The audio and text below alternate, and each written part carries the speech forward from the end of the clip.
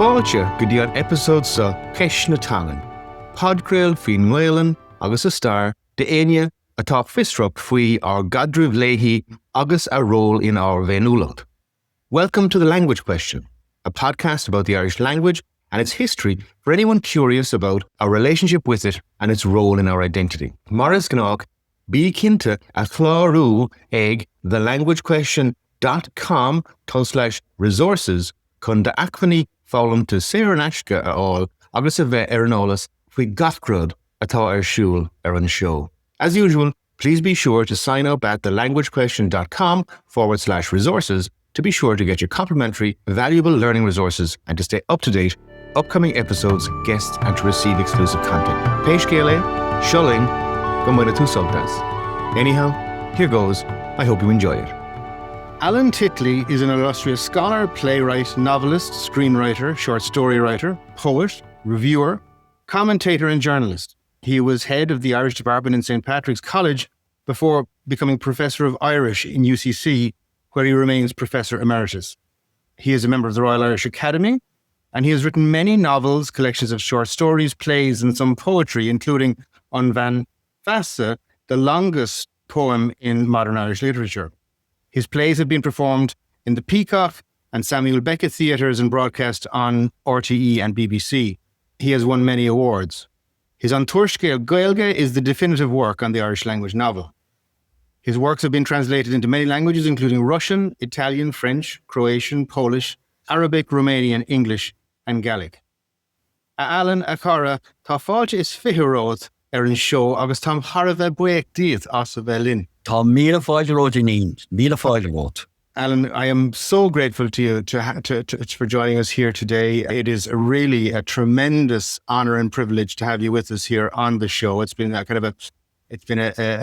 wish of mine for a very long time to get the opportunity to speak to you. And Alan, while I mean, as will be clear there from the very brief bio that I had to condense down because the amount of things that could have been referred to were literally just immense. You have an extraordinary career, but for let's say for many of those who are listening here today to the show, who perhaps maybe won't have experience of reading Irish themselves directly, won't have experience of the literature and so on directly, and as a result may not be as familiar with you as perhaps I'm sure they will become as we speak. Would you mind going back to the very beginning, something that I like to do with guests, and to speak about your, let's say, beginnings with the language? What did it look like for you growing up, and how did you kind of become the person who spent their life then living and writing in the language? Okay, I tried to go way back. I was born in Cork City in Douglas Turner's Cross, if you want to put it like that. And I think I was fortunate insofar as I went to a primary school, a big primary school, Scoil Chríost Rí, in Turner's Cross in Cork, and later on Cláiste Chríost Rí, the secondary school, which is quite famous, I hope, secondary school as well. And we were fortunate, I was thinking, that it wasn't an all-Irish school, but most of the subject, or many of the subjects were taught through Irish. And we say to take Scoil Chríost Rí, the primary school, this was a big school. In fact, and I say this to people from time to time, I say it to my children and my grandchildren, God help us, and I say, there were 75 children in each classroom, maybe 76, 77. How we learned anything, I have no idea whatsoever. It did have the advantage, however, of if you didn't know something, you could kind of duck, you know? You could hide when you didn't know something. So there were advantages to having a huge class. But because we learned some subjects through Irish, I mean, we did maths, we did history, and in secondary school it was the same. We did science through English and Latin through English. We did history, geography, commerce through Irish. So inevitably, you would be good at the language. I think that would be part of it. I think everybody in the school was good at the language in some way or the other. And so I never remember a time when I had to, I mean, obviously in primary school, I wouldn't have known it that well. But I remember in the primary school, we had a poetry book, Fianna Filiachta, when you look at it nowadays, and we did, you know, the first part of Courtland Van Ihe, big, long, famous 18th century poem, Buchaná me siúl hiúis na haun bhain se hós an droch a trom, neck the greed to gleam and plague on Vatican wheel of Siege and Lake, Yalach Mulgreen or Heel or Grain, a Talar and Tears. We did that in the primary school. So we knew a lot of what was going on. Went into the secondary school, it was the same thing. We did some subjects through Irish. And I think two things kind of happened to me really. One was I was involved in debates in school, and English debates and Irish debates. And we're involved in Irish debates. I kind of thought I didn't have enough Irish to say the things I really wanted to say. So I had to kind of dig deeper, if you know what I mean. And I'd have to work out ways of saying things that maybe weren't, if you like, God help us, on the curriculum. So there had to be ways of doing things. And something else happened as well. I remember I have a brother, Brian, great guy, 2 years older than me. He was doing a leaving cert when I was doing the inter-cert. And I always had a kind of a habit of not doing the stuff on the course. I would read, for example, if with Pádraig O'Connor is on the course, and I wouldn't read the stuff necessarily on the course. I'd read other stuff that he wrote. It's just kind of a perverse quirk of my own. And my brother was doing the leaving cert, and I remember I was looking, we were sitting at the kitchen table as we did a homework, and I picked out his leaving cert history book, and I was reading some of the poetry in English and in Irish. And I came across Sharon Keating's great poem, Stjól ordva fáil, ní chodlin ihe, de viroig broch me, dala pobl dílish. And I said, this is great poetry. This is great, great, great poetry. And I mean, I like poetry. And it certainly dawned on me there was a lot of stuff out there that I was unaware of. And I suppose around the same time, we were doing English in school, and we had some of these awful writers like Addison and these essayists that we were doing, and they meant nothing to me. And we were kind of told we should read Thackeray, who was terribly boring. Jane Austen, God knows, it was Mark Twain who said you should have been strangled at birth. Some would agree, but I say that people are shocked. But so these didn't really mean anything to me. But suddenly, we had a wonderful teacher in Central Roberto Hurtel, who is still with us. He's 90-something years of age, and he was a great guy. Particularly if you were good. I'm told he wasn't so great if he wasn't that good. If you were reasonably good, he was. And he brought in Sean O'Riordan's poetry. This was not on the course. He taught us songs. And in fact, he was teaching us a lot of stuff that wasn't on the course because we were good enough to do it. And I do remember there was one guy in the cat, he was sitting right in front of me. He shall be nameless in case he's looking at this podcast. And he was objecting to this stuff. We were doing stuff that's not on the course. But myself and a few others took him into a dark corner of the yard, and we persuaded him otherwise, and we went on reading stuff on the course. So I kind of got to know this. And I remember Roberto Hurtel said to us, for example, if you go down to Russell's bookshop, Liam Rochelle's bookshop, you'll see him there sometimes. And suddenly dawned us, there are poets alive. They're not all dead. And at the same time, I was beginning to hear, I remember going with my dad, who loved going, who would know Irish, and going out to Gugan Barra. And on the way home, he would drop in for a pint in Ballingeary, Bélan Rörig. And there were 3 or 4 guys in there talking Irish. And this was the first time you really heard native speakers Irish, and kind of said, well, this is live. And so I began to realize that there was a whole lot of stuff out there. It just wasn't in books. It was something to do with me, something to do with... And then I think I also had the good fortune when I went to St. Patrick's College, Drumcondra, as a student. So I had a very good basis in this. So we were in school debates, for example. We should have won the All-Ireland Gael-in debating final. We were robbed. I've no doubt we were saying that at all. And everyone thought we were robbed. In fact, we walked out of it afterwards, and the teachers agreed with us. So anyway, that's a separate issue. But we got to this kind of rankles after 70 years. You have to say this stuff. So when I went to St. Patrick's College, Drumcondra, there were a lot of students there from the Gaeltacht, because there was a policy on the state that Gaeltacht people had preference. And you had these Coláiste Ullmhuchain preparatory colleges like Ballyvourne, like Coláiste Ain and Galway and others. And so, and we were the first year when that didn't hold firm. But the year ahead of me, there was a lot of people from the Gaeltacht. And I said the Gaeltacht, they were Connemara, they were Kerry, they were Cork, they were Waterford, they were Donegal. And for the first time, I heard these guys talking Donegal Irish. Good you, which one's up on, which you, wachal, you know? and hadn't a clue what was going on for a while. But eventually, you listen. And so we'd have a natural conversation, guys from Connemara, touchy the kite marsh, and be all doing that. And so I thought this was great. So suddenly I kind of knew all kinds of Irish, and I thought it was wonderful. And again, when I was there, I was involved in debates, I was involved in stuff. So that's kind of how it happened. And I do remember I went to teach in Africa. First job I had was teaching in Africa.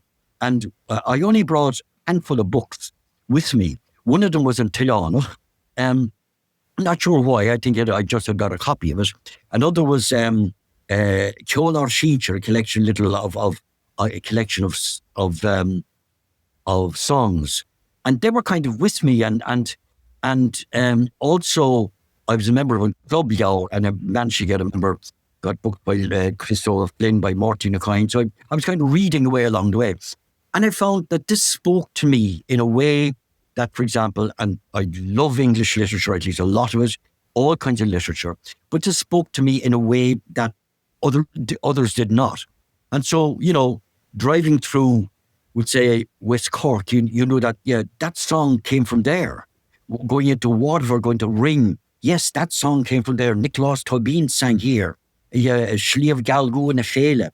Going up through Tipperary, Sharon Keating was there. Pudding Hackade was there. Unwas Sullivan was over in Kerry. So I knew these places. It was kind of a map of what was going on with these people in my head all the time. And that's kind of how it happened. And I found... And I do remember, and maybe it was always kind of there, I do remember in secondary school in Crease 3, we had a very good teacher, we had a good course. But I remember there was a glass case with books in it. There was no library. Libraries weren't in schools, but they were building up a library, beginning a library. And there were books there, Dían Bhuil Today by Diarmuid de Sullivan, Neil Magna Tinnihe by Brown de Devlin. And I saw these behind a glass case. I didn't know them. You couldn't read them. You weren't allowed to take them, or it didn't dawn on me. But again, I knew there was stuff outside the course, and I kind of followed on that.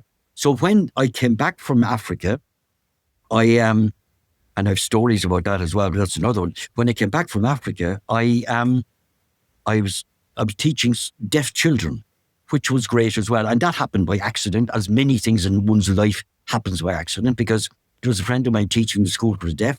I went up and I spoke to him. And while I was talking to him, my brother came along and said, would you like a job? So I said, yeah. So there I was teaching deaf children for 5 years. In the meantime, I went to university at night, because if you had been in St. Pat's, you obviously, it wasn't a degree, it was a diploma. So, and I couldn't do an honours degree, so I did the pass degree at night. And I enjoyed it. And again, I had some great teachers there because I was interested in it. I did English and philosophy as well. But Irish was what I kind of wanted to do. And it sort of grew organically. It just kind of grew as I was going along. And of course, I was good at it. And I liked taking chances. I liked as I said, reading outside the course, doing things somewhat differently. And then I did what was it called? The exam to do the MI. You had to do a qualifying exam. So in that one, I had to do Scottish Gaelic and Old Irish, mainly on my own. And that was interesting. The Scottish Gaelic lecturer, he was a Scot guy, and I've no harm in saying that he was a total bollocks. He was a prick. And when I went in to look for help, he said to me, first of all, he didn't talk to me. Then he said, "You've done it, get your macha show, walk." They then went to show. That's a So I said, I'm learning this language myself, which I did, and I know it quite well as it happens. But I said that's kind of happened, and teaching. So I did an MA. And I discovered one day I was inside in UCD where I was doing the MA, and I saw an advertisement for a job in St. Patrick's College, Drumcondra, my own college.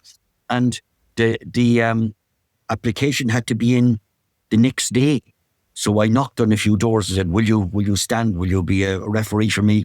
And I think I got it in with about 5 minutes to go, and I got appointed there, and I spent 32 years in St. Patrick's College, Drumcondra, head of department later on.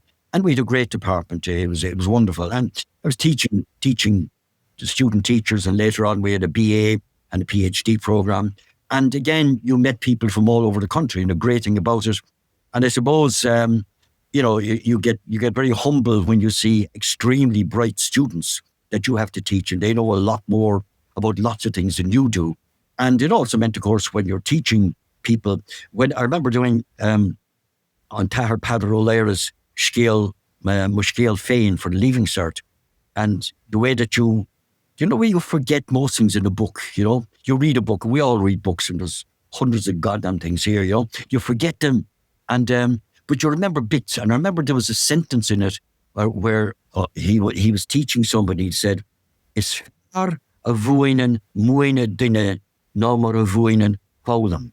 That teaching, you learn better by teaching than you learn by learning.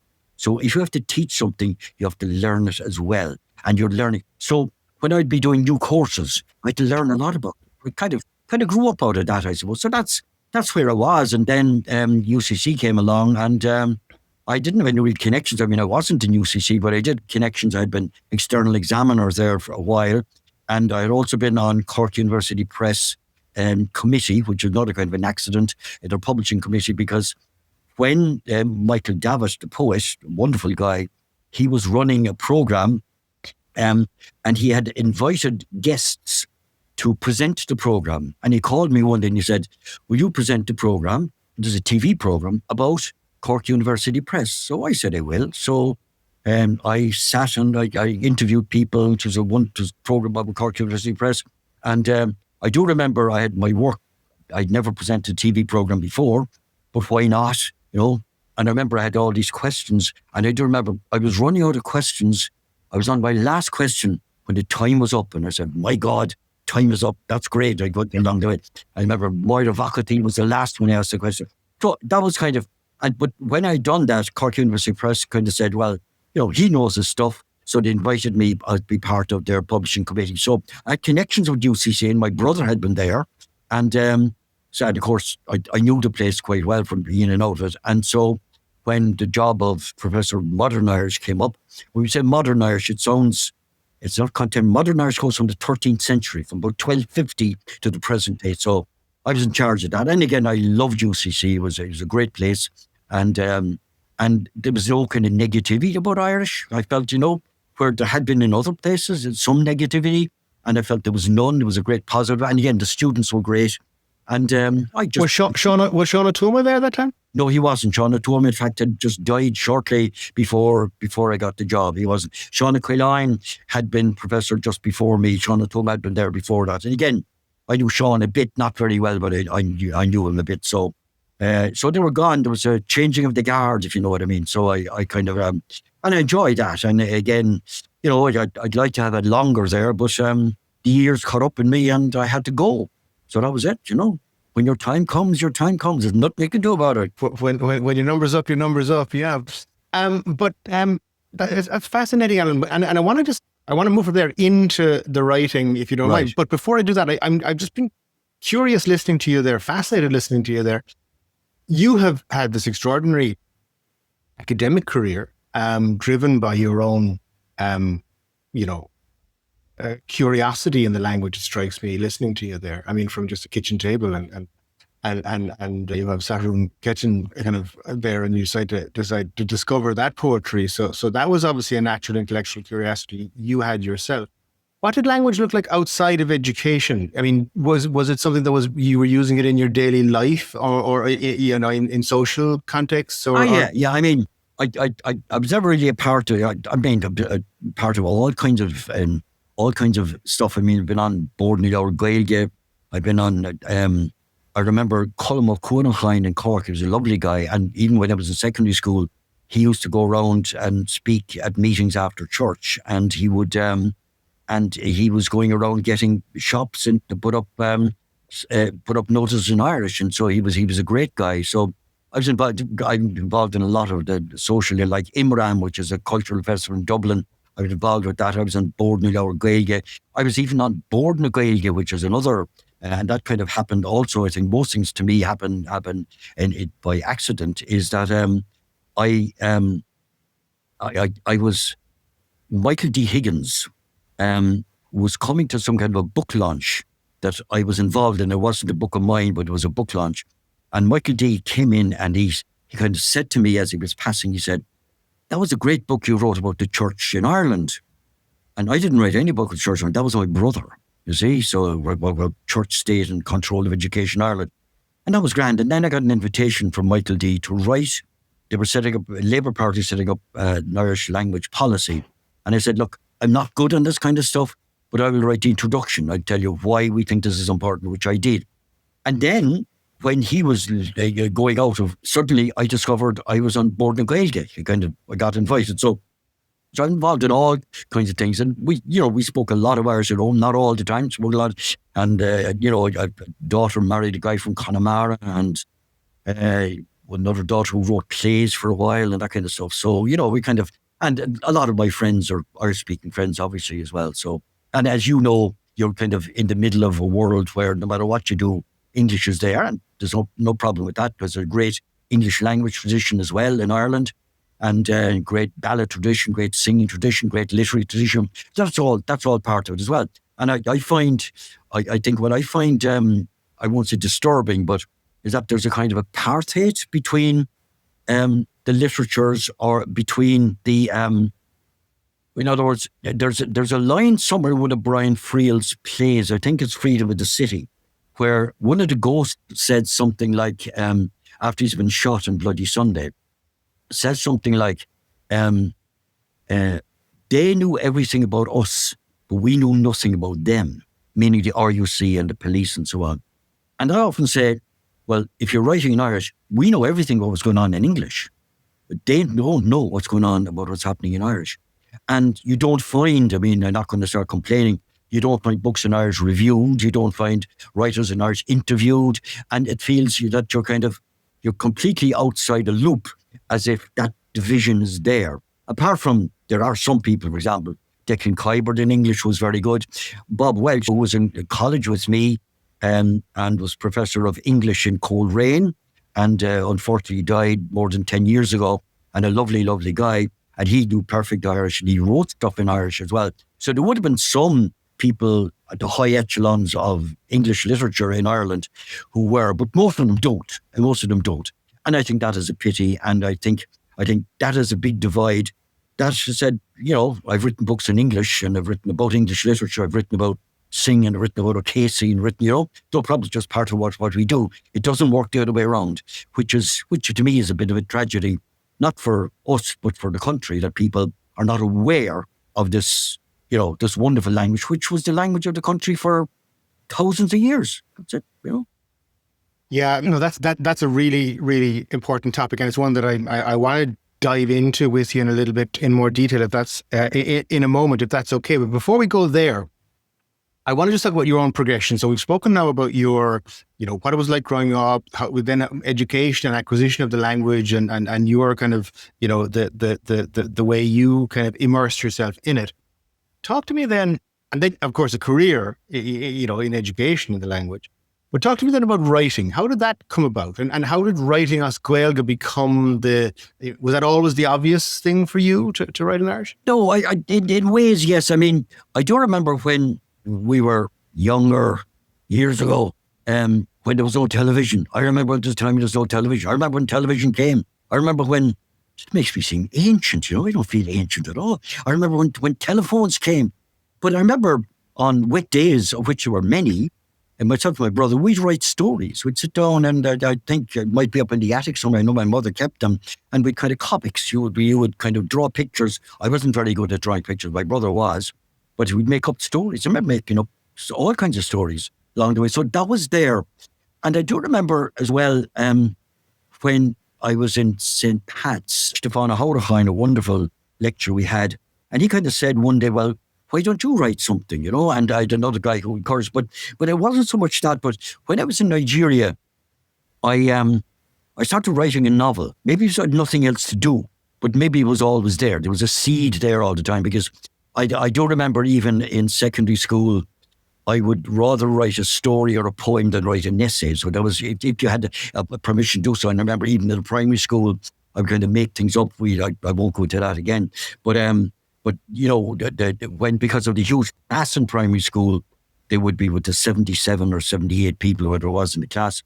And there were kids who couldn't read, and this was a shock to me because I could read. I mean, I just was lucky I was able to read. And he would write essays on the board and kind of leave gaps, and then he'd put the words on the board and you'd fill in the gaps, So everyone kind of wrote the same essay. I remember seeking permission can I write my own? So if you had one like blackberry picking and you went out and you went into the field, it was all blackberry picking. We were city boys. Like we didn't can pick berries. But anyway, that was a standard essay. But I remember writing, well, in the middle of picking blackberries, a spaceship arrived from space and landed on the ground, and we dug a hole in the ground and went into these tunnels. I said, well, like just use so there was something there all the time. But when I was in Nigeria, we finished teaching at 1:00, and I decided not to go asleep. You could have a siesta because if I went to sleep, I'd stay asleep. So I stayed there and I started writing. And of course, I was writing this rather stupid story about a young teacher. Basically, it wasn't me, but it was somebody like me. And then he gets into trouble and gets arrested for something or other. And what happened was, this happened to me. I got arrested and I spent time in prison in Nigeria. You don't know this. I hope they don't find this out about me. Because when I was in Nigeria, I wrote a piece about the Biafran War, which was going on, for the Irish language magazine Core. And I noticed that my letters were being opened bit by bit. I had no idea why. And it appears, I found out later on, that they were watching me. And I won't go into details, but I did get arrested I was charged with loose talk, which meant that I supported Biafra. I was kind of put in jail, at least in the prison cell. I was there for a while. I was under house arrest. They were going to deport me and so on. So, and I wasn't deported, but I persona non grata, I can't go back to the country. It would appear. They may not find this out. If somebody watching this, they'll add this into my, and say, this guy can never come back here along the way. But I because this had happened to me, if I'd have written about it, I said, I ain't going to write about myself anymore. And I don't. In my stories, I don't write, and I don't really like autobiographical writing saying like this guy, he's the awfulness of growing up like Frank McCourty, awful Irish childhood. I had a great Irish childhood, so I can't write out that. I didn't suffer at home. The teachers weren't particularly brutal, We weren't dirt poor. We were poor enough, like most people were. We were dirt. So like, I can't write about that. So I write out of my head. So I started another novel, which I wrote when I came back. And the first novel I wrote was, again, stories are funny and poems are funny and plays. You don't know where the ideas come from. But I was staying with a friend of mine in Blessington Street in Dublin.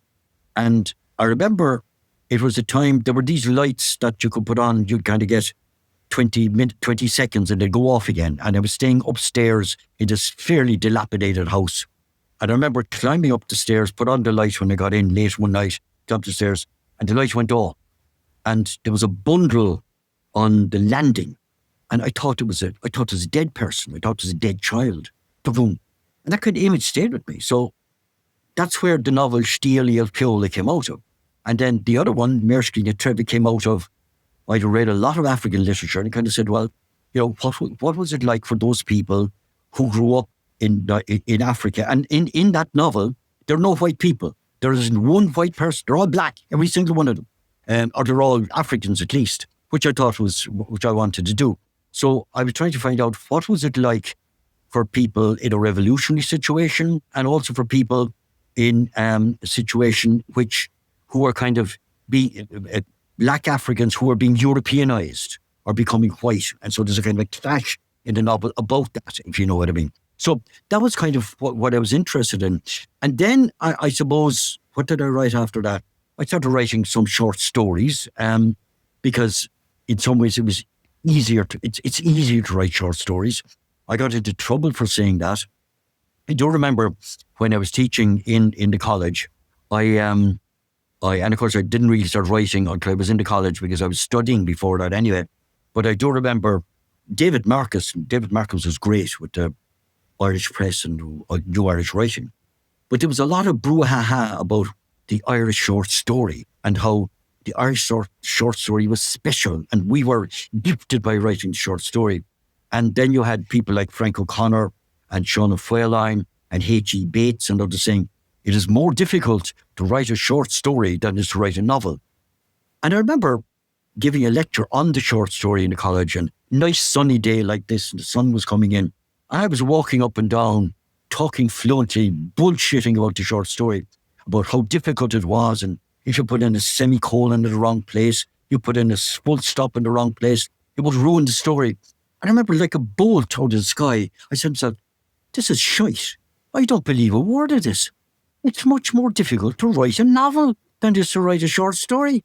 And I remember having read Somerset Maugham, who had said once famously, he said, and he wrote many short stories, he said, if you're a writer, he said, you can write a story for a book which is 30,000 words, and you can write the same story for a magazine, 3,000 words, if you do the same story. And in one, there isn't a word too many, and in the other, there isn't a word too less.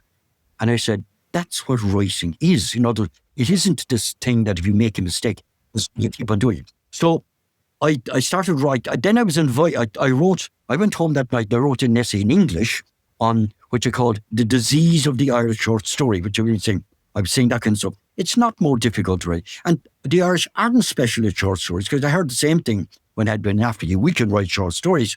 And I was resident reviewer for Hibernia in English. Hibernia was an old magazine run by John Mulcahy, I think. Came out every fortnight. It was a great magazine.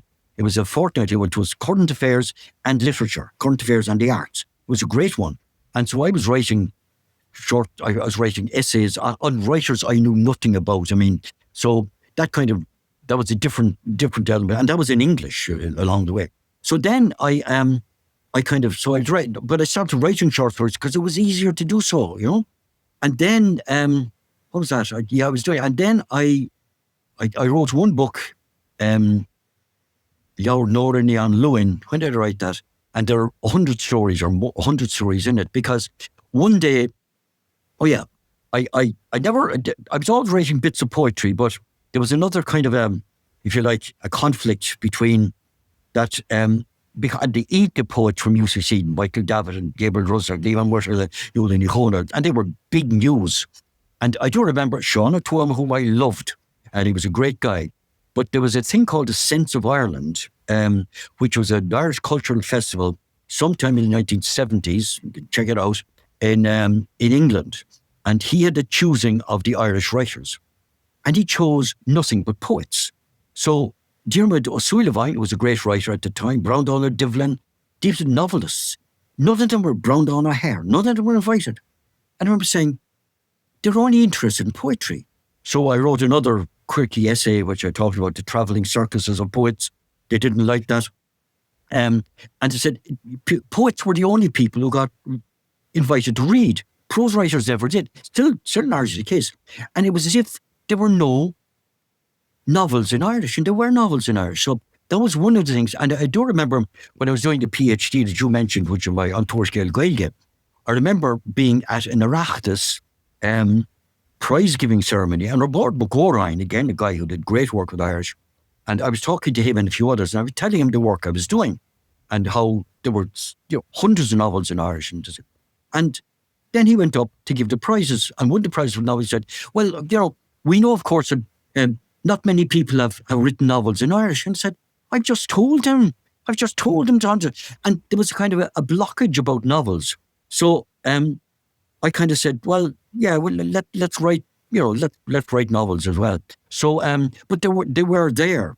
And so when I was saying about the poetry thing, they were like, poets were colour of the moment all the time. No talk about people writing prose. And you go into any bookshop, it is all novels. No, novels are. I remember being in England and I was looking for a book of poetry, and the person said, "Oh, poetry. Oh, yeah. It's over there with the esoterica." No, so it was there with like esoterical stuff. So I said, there's something bizarre in literature where it's mainly poetry. And there's another story, which I'm bullshitting here, about Frank O'Connor when he was a librarian somewhere in County Wicklow, I think it was. And this big farmer came in one day and he was looking for a book of poetry. And Frank O'Connor sent him over and he came back. Later he said, what's this? He said, poetry. I'm talking about poultry, hens, poultry. So anyway, that's right up. But I didn't publish any poetry for a long time after I did. In fact, the first Oireachtas prize I wrote was for poetry. And interestingly, it was for a long poem, because I'm a great believer in long poems as well, that kind of do something that you have to work at. But I wrote other short stories along the way. And then I wrote a novel, one of the ones I'd be really proud of, on Fardana, the man of art or the man of letters, if you like, which again grew out of one of these things that stays in your head. When I was doing the Masters and the PhD, the Masters in particular, I was learning bardic poetry. I read when I was going through this book, Irish Bardic Poetry, about this guy, Muriach Alban Chodala, which Brian O'Keefe said, one of the most interesting characters in Irish literature. And then Brian O'Keefe had written an article about him, he said, this guy, he murdered a tax collector. He had to flee from Sligo. He went to Scotland. He fell out with them there. He went into crusades. I said, there's a great story in this. So I said, yeah, I mean, it was Brendan O'Divlin who first told me this. He said, there's a story told about people, somebody doing a writer's workshop. And in the writer's workshop, somebody says, if you want to write a bestseller, you have to have 4 elements. It has to be religion, royalty, sex, and mystery. So religion, royalty, sex, and mystery. And he said, the tutor said, okay, write a story. And some guy put up his hand straight away and said, I have a story. He said, you can't have a story so quickly. And he said, oh, I have. He said, what is it? He said, religion, royalty, sex, and mystery. Yes, sir. My God, said the Duchess, I'm pregnant. Who did it? So he said, they're all in together. So my story had it all, because there was religion. He wrote religious poetry. Royalty. He was a friend of King Rory O'Cruhuit, the last king of Ireland, and also the kings of Scotland. Sex, he had 13 children, I think it was. And mystery, well, we don't know what happened to him when he finished. So we don't know what happened to him. It's reckoned that he went back to Scotland. Other people think he died here. So we don't know. So I wrote this in kind of a mock medieval Irish, if you know what I mean. And I enjoyed doing it, and I had to do a lot of research. I went to Scotland. I could speak Scottish Gaelic fairly well at that stage, which is another question entirely, different kind of a place. And I walked around where he was, and kind of, for no particular reason, the castle he was in, the places he went, as far as I could. I did the same in Ireland, kind of get a sense of what it was about. So, you have to do it. Now, I didn't go, he was on the Crusades, I didn't go to Jerusalem, and I didn't go to Egypt, but you can read about things. When you don't know it, you can imagine it. So that was the way along. So that was one of the big historical novels that I did. And on that one, I mean, again, when you talk about things strange that happened, I put in for the Oireachtas, and Sean O'Toole, again, whom I love, and Sean McRaymond, whom I know very well, they gave it a quarter of the prize, because they said, it's not a novel. And I said, it is a novel. And I remember talking to Sean O'Toole, his belief that a novel was like the 19th century novel about somebody that a character has to change, a bit like David Copperfield growing up, or it has to be about society. And I said, look, I've read hundreds of different kinds of novels, and that's not the way around. So his idea of what a novel was to me not right. Anyway, that's a separate issue. But that's what happens with literary prizes, are not that important, except when you get a bizarre, or what you think is a bizarre judgment. That's it. On the other hand, when I think it was a newspaper in Nish they had a poll, or they'd sent some scholars or critics, what were the most important Irish novels, I think, or books. It came in at number 6 on Fardana, and I think it was the only one by a living author. The others were things like on Béal Buch, on Tilánach, Sheheb Leon Foss, and so on, Killeen Killa, and so on, whereas my one was there. So I said, yeah, somebody did. It's a good novel along the way. And I later wrote another novel about, again, with the same sort of idea, on Jan Fassa, which, interestingly, there's no word in Irish for a witch. And there were no witches in Gaelic Ireland. All the witches, like Alice Kittler, was in Kilkenny, which was a Norman city. And there was a witch in Youghal, which was another garrison town, if you like. There was one up in the Island Magee, which was a Presbyterian area up in County Antrim. So there were no word for witch. And the normal one, you can use Cailleach. But on Jan Fassa, a wise woman is one of the words. So I called this. And this came again out of an article that I saw. No, it was again a sentence in a book by Princius, an essay by Princius Macaniesa, in a book called Gomerica Shear. This is the way you get ideas. You're not looking for them, they come at you. And it is, it was about the Irish language in America. And he said, the first time Irish is mentioned in America is when this woman that we know as Goody Glover was hanged as a witch on Boston Common in November 1688. And I said, wow, that's interesting. Now, I discovered later when I wrote it, it wasn't the first reference. There was another reference a few years before that, but that's a separate issue. But strictly speaking, she was the first one. And then I saw an article by John Horgan, the commentator and professor of communications in DCU, again, a man I knew reasonably well. And he wrote an article about her. And I spoke to him about, and he gave me a lot of information. And we don't know much about her. All we know about her is that she was tried as a witch. And we don't have a transcript of the trial, but we do have a guy talking about the trial. We do have somebody talking about seeing her being hanged. So I said, we know who she was. She must have been taken out of Ireland during Cromwell's ravages in Ireland, or after Cromwell's ravages in Ireland, when people were deported as indentured servants, sometimes called slaves, but they weren't slaves, but they were actually probably worse off, because if you're a servant, they can treat you for 7 years or for 14 years. They can treat you how you like. If you're a slave, they have to look after you because you're property. So in some ways they were worse off. Anyway, that's a separate issue. But we know she went out, and there was talk of her being in Barbados. So I said, here's a story. Person being burnt as a witch. She only spoke Irish at her trial. Irish-speaking person who was moved out of Ireland, taken to Barbados, and then, as happened, they went to New England after that as indentured servants. And I checked out New England, and there were people called Glover.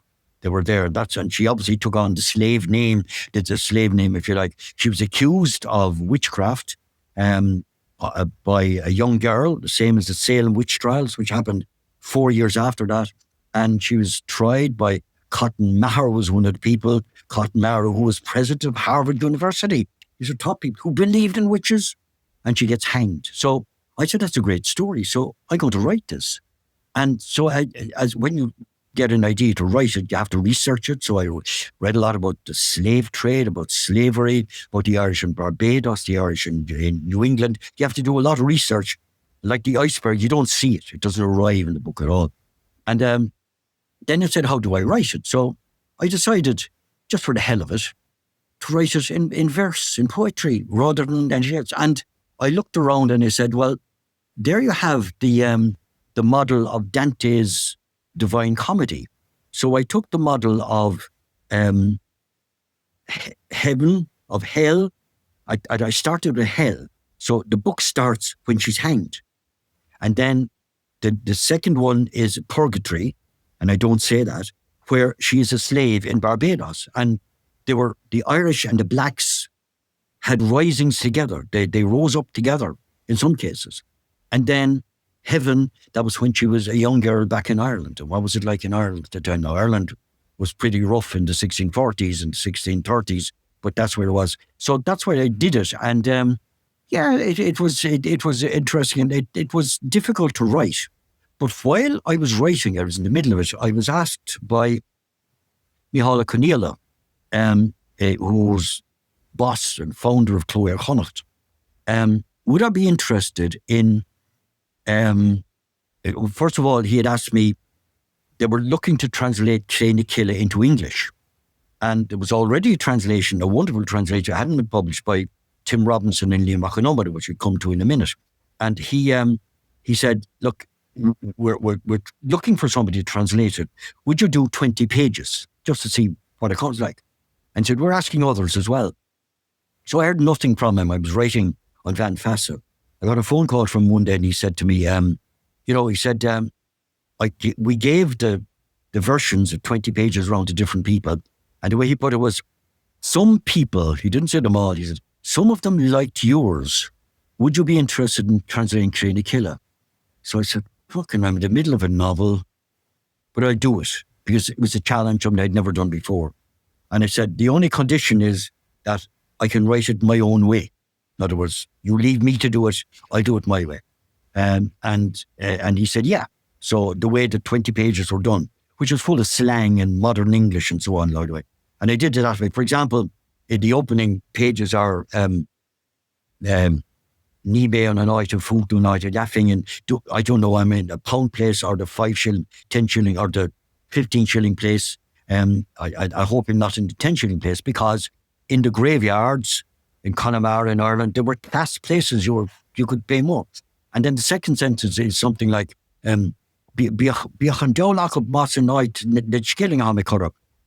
which is translated by some people as, they have, in one translation, they have gone to the devil entirely if they've put me in a 10 shilling place. And I said, nobody says that anymore. Nobody says they've gone to the devil or the devil take you. Nobody. So I said, fuck them anyway if they put me in the 10 shilling place, because that's what somebody would say. So I go on in that vein, you know what I mean? And I had great fun doing it. And I simply said, I will translate a page every day for a year, which is what I did. So every day I translated a page of Train to Killer, and there is Dirty Dust. And then they translated, they also published Liam Machanumber and Tim Robinson's translation, which I have to say is much more literal, much more faithful, a much better translation.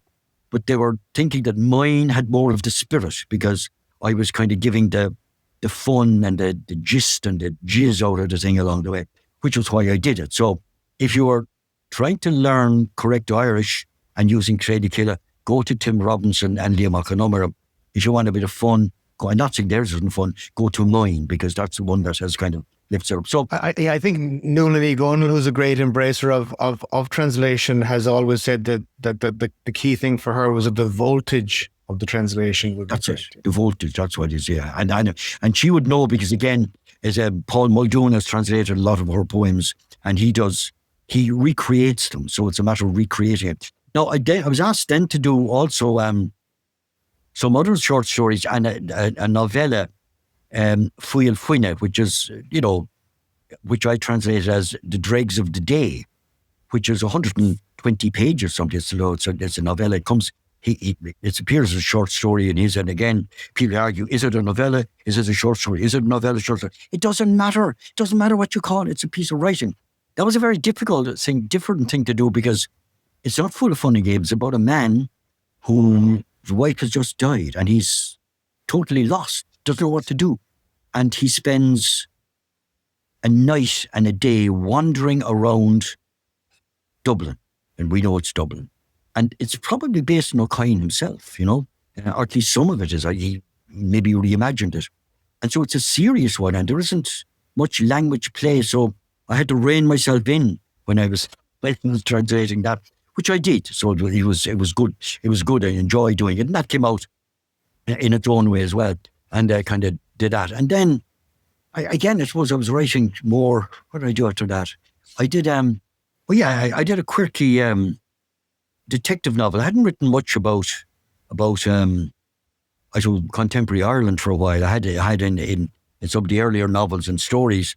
So I did a detective novel, Law of Lavella, which again, is kind of, I used to like, smart-ass noir fiction, if you like Raymond Chandler and these guys. Mm-hmm. Oh, Dashiell Hammett. I think the writing is great. The writing's superb. I would love that kind of smart-ass American, in-your-face kind of writing. So I said, I do one of this, and I did, and it was, it got. I mean, some people said they were just laughing. It's a funny novel, And some people said it's the funniest novel.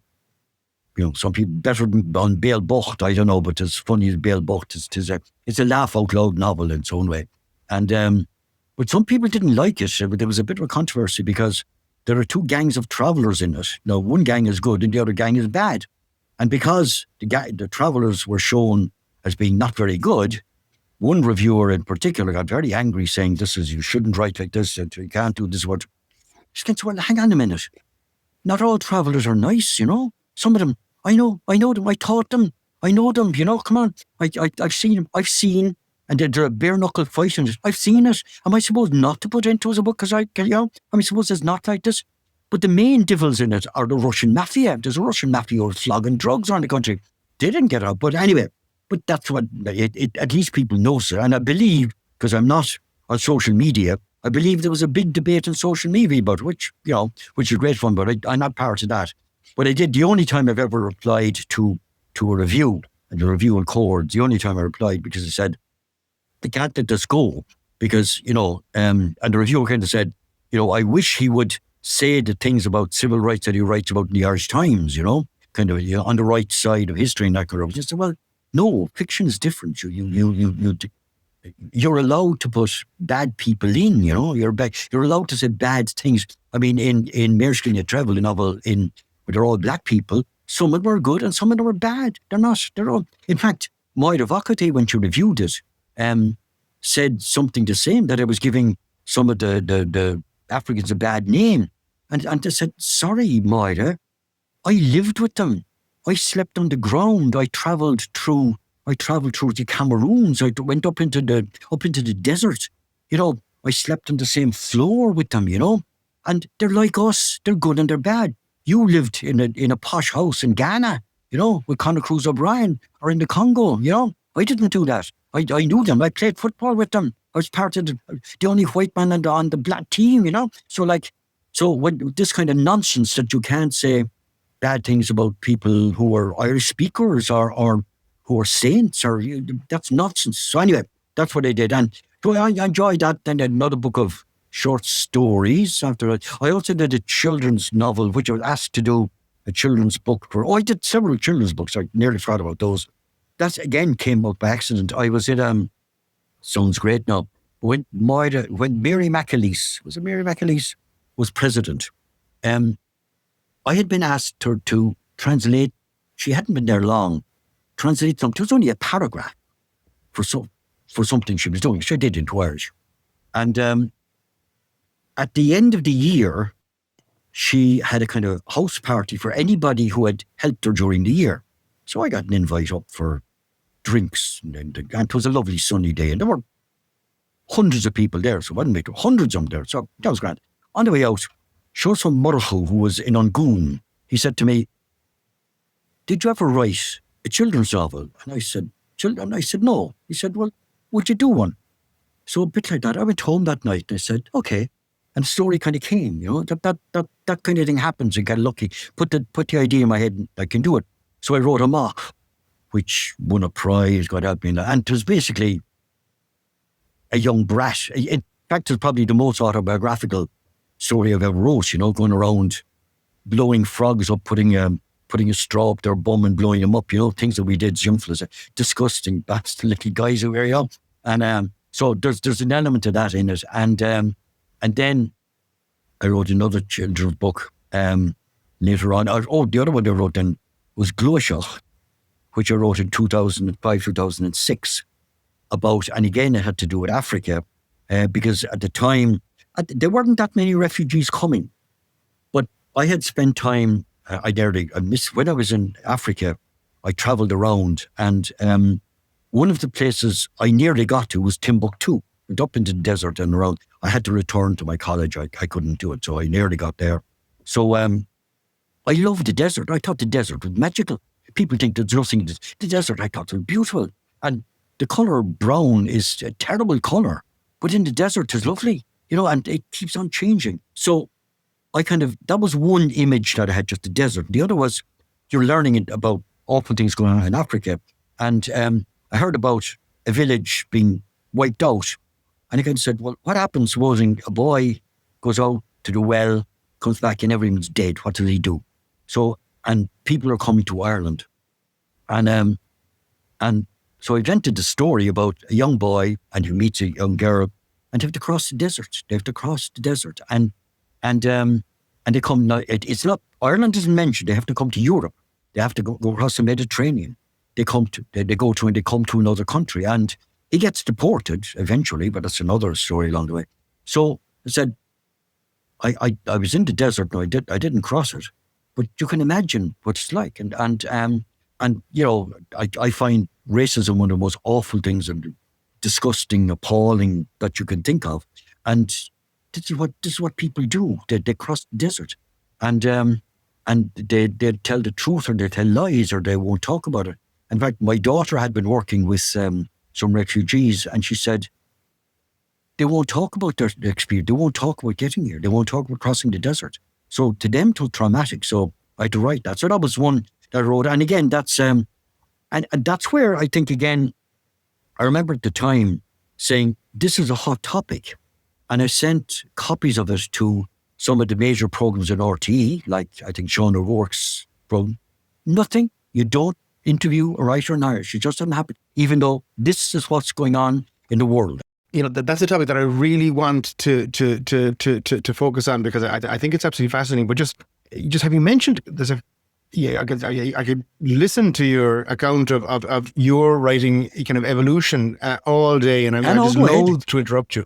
But I'm just, one of the things that's been itching me since since we began this aspect of the conversation is around Africa. And I'm just thinking of, you're in Nigeria, and you know, Chinua Achebe's Things Fall Apart, you know, was a seminal novel at that time. And I was just recently reading a review you wrote of Ngugi wa Thiong'o's book, the Decolonization of Language. You did a wonderful review of it in Core back in January, I think. And I was very interested just in, were you aware of the indigenous language kind of question happening there at the time? You would be, obviously, because I mean, the first thing I'd say is the college in which I was teaching, it was actually a teacher's college, which was like an upper secondary school, because there was a literacy drive to get as many people into teaching as you can. So these were 17, 18, 19-year-olds, a lot of them. So they were quite good. And we were teaching African literature. Things Fall Apart was on the course. Weep Not Child by, as he was then, James Ngugi was there. I'm not sure that was on the course, but I read a lot of that along the way. But I would say that there was no boy in the class who had less than 3 languages. So they'd have a Yoruba, they might have Igbo, Obibio, Ijaw, Tiv, Hausa. They all had language. There was no problem at all. So I was very much aware of it. And because of Irish, I would have been aware that there was a language question with literature. So yes, it was very much in my head. And I did remember getting some small little booklets in Yoruba along the way.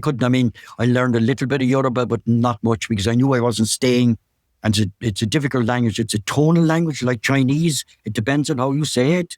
If you use one word, it can go up and down. And so if you use a word like Abba, it can be Abba or Abba or Abba or Abba. You know, so like in Cork, you know, Abba. So you get along the way. So they have different meaning every time you do it. So I learned some, you know, bits and pieces, like go to the market and get stuff and that kind of stuff.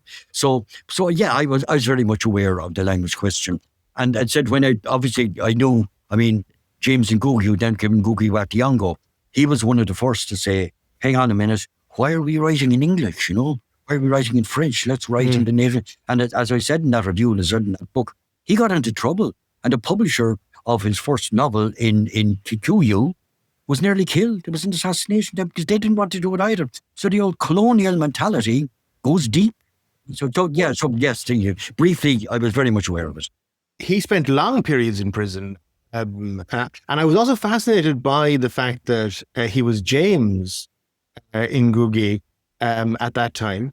And later, of course, he chose to become Ngugi wa Thiong'o. And, you know, I was always thinking of that, you know, that passage in an Old Bale book where they're all jam so chocolate, that even the naming, is so similar here to how I think in his case, now I'd have to go back to it because I have his biographies up there on the shelf somewhere, two volumes of autobiography. I think what was going on was that people were given sort of two names very often. There'd be their own home name, and then there was the official name. So James would have been the official name, and then I presume and Googie would have been his own one. So we said Chinua Achebe, that didn't happen. They would have normally, or Wole Soyinka, they kept their names. But there would have been places where the school or the state gave them other names as well. You find it with Chinese people in Ireland. They take on, they don't give you the Chinese name. So you have Susan or Alicia inside in the Chinese restaurant, and the real name is something else entirely. So yeah, I think that was the case. He was. I'd imagine he was. Yeah, I'd imagine he had a tribal name, or I don't like the word tribe, but he would have the national name, the home name, his own, and in Gaelish, he'd have had that all the time. But he was James for official purposes.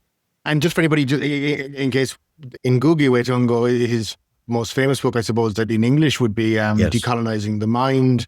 And the reason I'm just particularly reminded is Alan just wrote a review in Core on a book published posthumously by him called Decolonizing Language. On that, Alan, to just bring it forward, of course, Core, you spoke about writing in Core. I mean, I think way back at the early stages of your career, you're still writing it. Now you're writing the Irish Times as Gaeilge every Monday. Fantastic resource for anybody wanting just to interact in the language on a regular basis. And of course, in Scale, on a Tuesday, you're writing pieces on like a master class on the prose writing in the Irish language. I remember reading, I think it was Tomás Mac Cumoan writing at one stage about just what he lamented the kind of a dearth of kind of an intellectual life in the Irish language, and just because maybe people were reluctant to engage in maybe very caustic reviews of other people's works, given we're in a small community and so on. What's that like from your life experience looking back? What's that been like? And you've been just a huge stalwart of writing and commentary in the language. What are your reflections on that? Yeah, I mean, I can see, number one, if Tomás said there wasn't intellectual life, well, there is, And I mean, there's some great books coming out. And I mean, just in terms of, I'm thinking of Bernardo Buchala, another Cork man, who wrote Ashley Yare, 900 pages, which rewrites Irish history about the Jacobites. I mean, and another Cork man, Liam O'Cahania, the Scéal Haman, the story of hurling. And they're two great books. They're high, and there's a lot about criticism. There's a lot of, there's a guy from the Czech Republic, Radvan, if we can mention the Czech Republic, Radvan, and he's written about Martin O'Kane. He translated Cléine Kill into Czech, and he's written a book about Martin O'Kane and the Carnivalesque, as a movie. So there's a lot of good stuff in Irish along the way. So it's simply not true as the case. With regard to book reviewing, something strange happened to me when I was writing in English that time for Hibernia many years ago. I was a young smartass, right? So, and I didn't know these people, so I could say anything at all I liked. And I remember writing about one person who'd written a book of short stories, and she and I hadn't said nice things about it.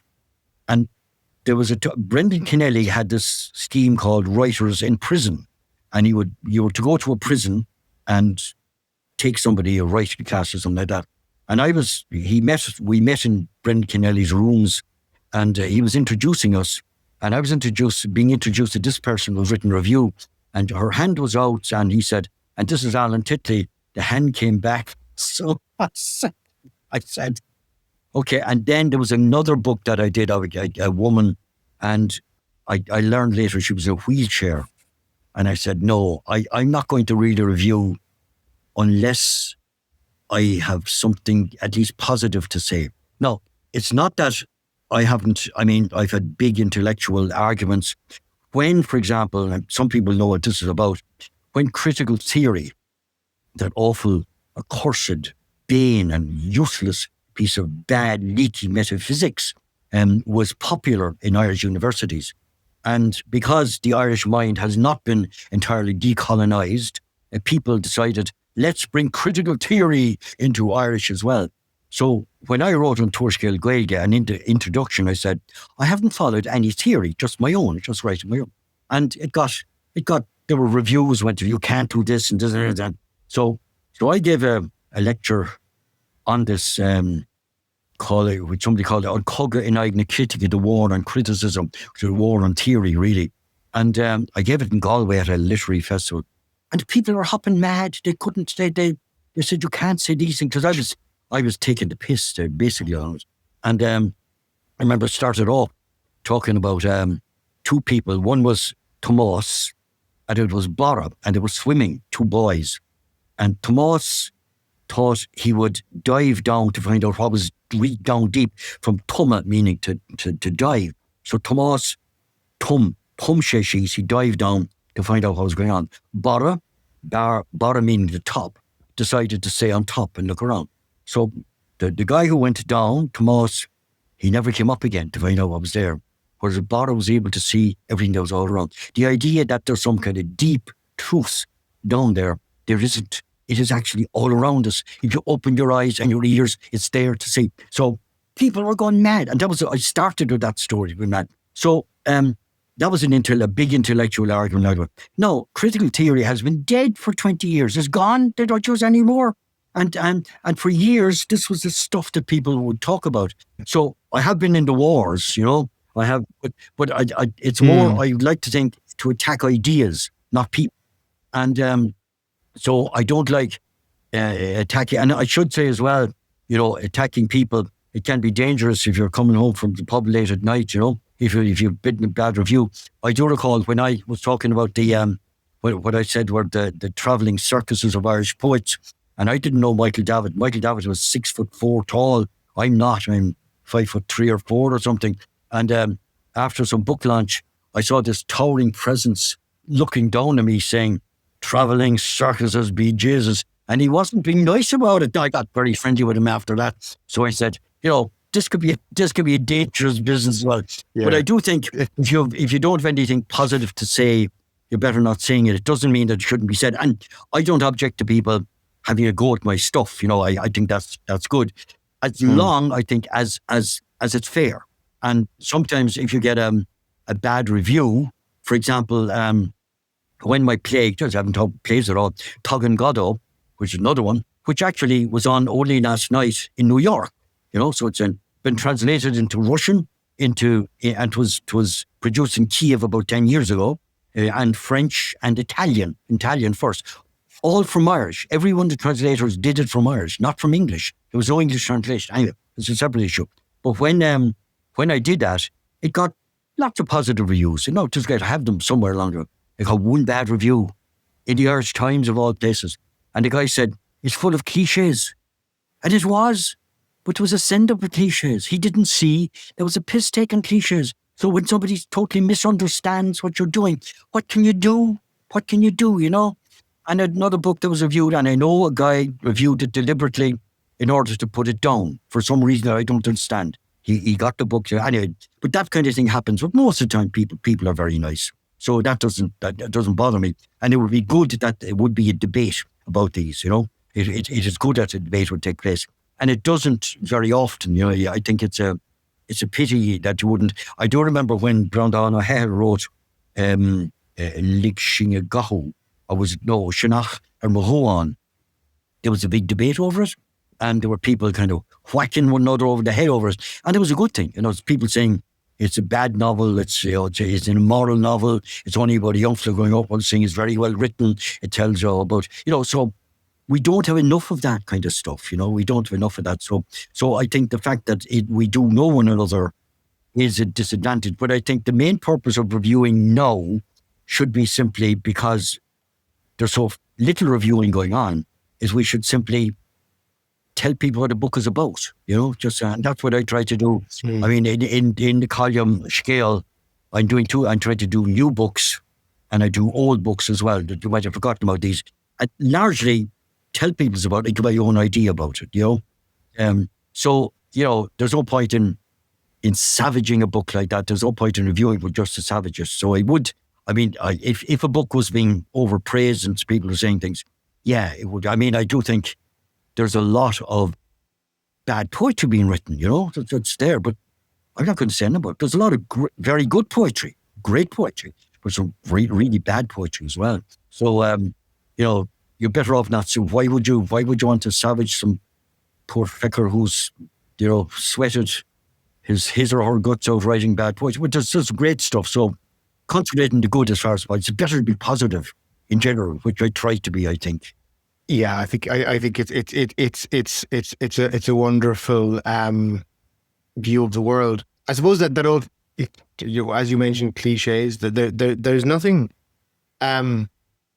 worse than being talked about other than not being talked about. And I mean, I think getting you prefer the bad reviews than to be ignored utterly. And I think that's the one of the core issues I kind of feel from having spoken to you today and previously. And I'm reminded, and I want to just maybe, if you like, in terms of kind of wrapping up the conversation, I'll come back to where you started, in that you talked about going down to Levo Rochel's bookshop, used to be on Plunket Street in Cork, gone now, and you might bump into Sean O'Riordan, and you said, hold on, there's what's that? Yeah. There's a poet standing over there. I didn't realize they even existed. I thought they're all dead and in books and stuff. So what about that today? And, the visibility of Irish language writers in the Irish language, or in the English language culture here today. Because, I mean, like, you've been doing this, you've been blazing a trail for just an extraordinary period of time, and have just a huge career and body of work. I mean, you're a one-man genre, basically. And, but you've been there long before, but now there has been this huge growth in the number of people who are writing in Irish now, and it's a thing that's it's a very vibrant community and culture. But to look at, if you were to read the Irish Times, we had the 50, or what was it, the 100 best books of Irish, the first 100 best Irish novels of the 21st century, and not a single Irish language book. No, that's where we're at. You see, that is a problem. And I mean, things have improved. I mean, there are a lot more poetry readings now. A thing like Imram, which I'm involved with, and runs a literature festival. People come to it, sometimes in very large numbers. But if you go around to these cultural festivals, like the Dublin Book Festival, or you go to, and there might be, I think I was at it once. I think it was invited once. Or you go to the Dalkey Book Festival, or the West Cork Book Festival, or the Bally up in Donegal. There's several ones, the Michael Cleary Summer School. No, there are no Irish writers at all. And sometimes it's not, to be fair, if we can be fair, it's not out of bad blood to some, it's generally out of ignorance. And I do know that Liam Carson was involved with Imram, and he said he'll often just tell people, he said, look, why don't you do this? Why don't you ask this person? Why don't that person? And he said, normally they will do so. But unless they're told, it doesn't dawn on them that is going to be the case. So there have been ones that have been better than others, and usually it's down to one person. That there's one person who is in part of the organising committee who says, yes, we must get something with Irish in this as well. And in some ways, because of it's often struck me that there's lots of people out there with good Irish. They've done a degree in Irish. They've done Irish literature to a good level, or they've learned it. But they're not aware of these because the books are not reviewed in English either. And I mean, I know people, if the books were reviewed in English, in the Irish Times, or God help us, in the Independent or the Examiner, they would read them, or they'd know they exist. It doesn't there. And I mean, the only example of a book, an Irish bestseller, was Brown Down O'Hara's Ligshin Go. And that was back in the 70s as well.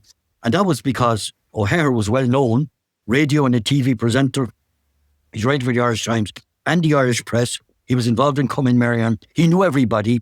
And his book was bestseller, for a fortnight or something. That's on there. So they're there. And I do recall going to a play by Martin McDonagh, which was translated by Micheál Conneala, in the Peacock in Dublin. The Peacock takes 200 people. I know, because I did a play there, okay? And you count, how many people are here tonight, So this was full by play, translated by Micheál Conneala, by Martin McDonagh. It was full, 200 people, when Martin McDonagh had a lot of plays on. And I didn't know anybody. I didn't recognise anybody. And they were all speaking Irish. So they're there, but they don't know. But they went, not because of Micheál Conneala, they went because of Martin McDonagh. And I think, so that kind of there's a funny little twist. If we got more publicity, then I think it would make a big difference. And when did you ever see a writer in Irish on Late Late Show? Or being interviewed by Joseph Clare Byrne in the morning, Oliver Callan? Anyway, it doesn't happen. And they have lots of things to say. There's another, T.G. Carr's motto, Sui Lene. It's the same thing. Another eye, another view, another look. That's what it's about. And I think Ireland is missing out when it doesn't see this other dimension. And there are things being said that are kind of not being said. And I mean, again, I waffle on about this. I did a paper, a lecture that I gave in Prague. There was a big conference in Prague a couple of years ago, and it came out in book form. And I looked at all the Gaeltacht autobiographies again, and I read them all again. And I was looking for two things. One was I was looking for folklore or pitchogues, and I was looking for religion. And I discovered there's virtually no priests. There were no priest-ridden societies. They were the odd one. They weren't afraid of the priest. And the other one was they didn't believe in fairies or hobgoblins or pukas. None of this. So like the kind of easy picture that's made of these things, it's not there at all.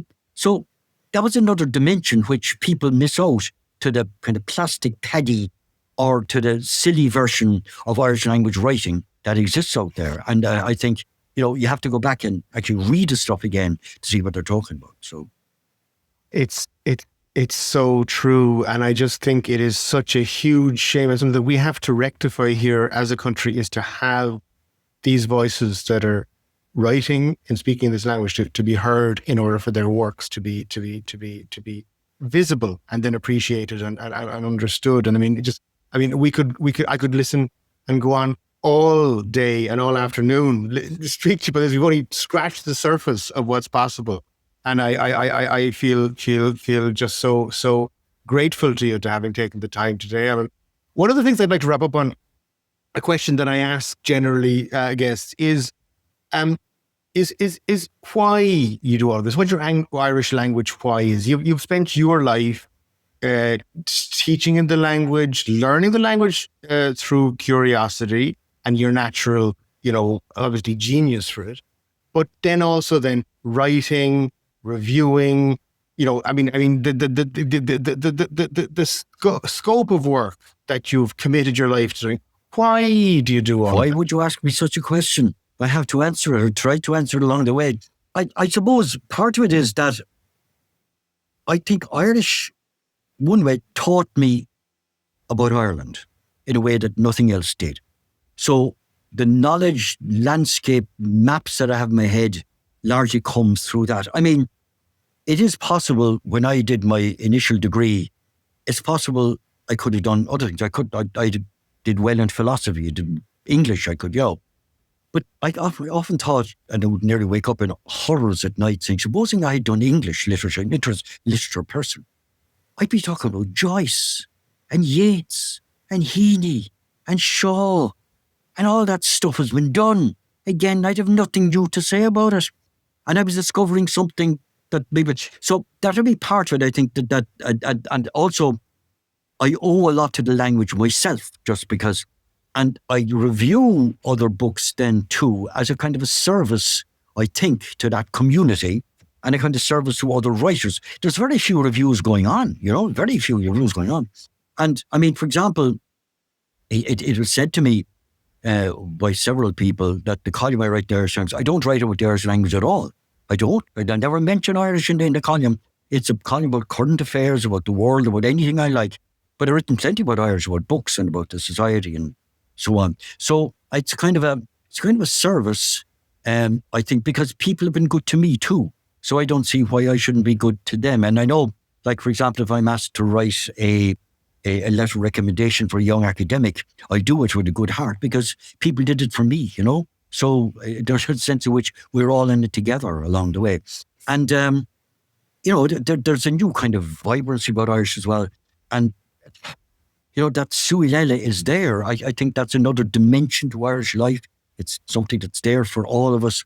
And you'd like to be able to, number one, enrich it a bit, like just enrich it a little bit. And you'd love to just spread the knowledge around a little bit as well. You can't do everything. And that's probably why I do it. And that may be inchoate and bumbling, but I think the answer lies somewhere in the cracks between those sentences, you know?